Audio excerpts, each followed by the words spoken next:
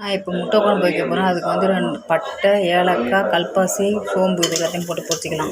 பச்சை மிளகா, 2 வெங்காயத்தை பொடி பொடி கட் பண்ணி வச்சுட்டு போட்டுக்கிறேன். உப்பு போட்டுக்கிறேன். இஞ்சி பூண்டு பேஸ்ட் போட்டுக்கிறேன் 1 ஸ்பூனு. அந்த வாசனை போயிடுச்சு. நல்லா வெங்காயம் வதங்கிடுச்சு. இப்போ வந்து தக்காளி ஊற்றிக்கலாம். நம்ம அரைச்சி வச்சுருக்க தக்காளி ஊற்றிப்போம். நான் வந்து 5 தக்காளியை அரைச்சி ஊற்றிருக்கேன். கரம் மசாலா 1 ஸ்பூன், மிளகாத்தூள் 2 ஸ்பூன், மஞ்சள்தூள் ஒரு 1/2 ஸ்பூன். நான் இந்த சொம்பால் ஒரு சொம்பு தண்ணி ஊற்றுறேன். எனக்கு இந்த அளவு குழம்பு போதும். உங்களுக்கு எந்த அளவு குழம்பு தேவையோ அந்தளவு தண்ணி ஊற்றிக்கிங்க. நான் இப்போ வந்து 5 முட்டை எடுத்து அந்த 5 முட்டையை நல்லா அடிச்சுட்டு 10 நிமிஷம் வேக வச்சு கட் பண்ணி வச்சுருக்கேன்.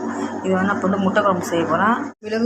மிளகுத்தூள் 1 ஸ்பூனு, சீரகத்தூள் 1 ஸ்பூனு, அரைச்சி வச்சுருக்க தேங்காயை ஊற்றிக்கிறேன். முட்டையை போட்டுக்கலாம். அது மாதிரி நம்ம வந்து கொத்தமல்லியும் கருவேப்பிலையும் தூவிப்போம். இந்த முட்டை குழம்பு வந்து சப்பாத்தி, தோசை, இட்லி, தோசை எடுத்துக்க வச்சுக்கலாம்.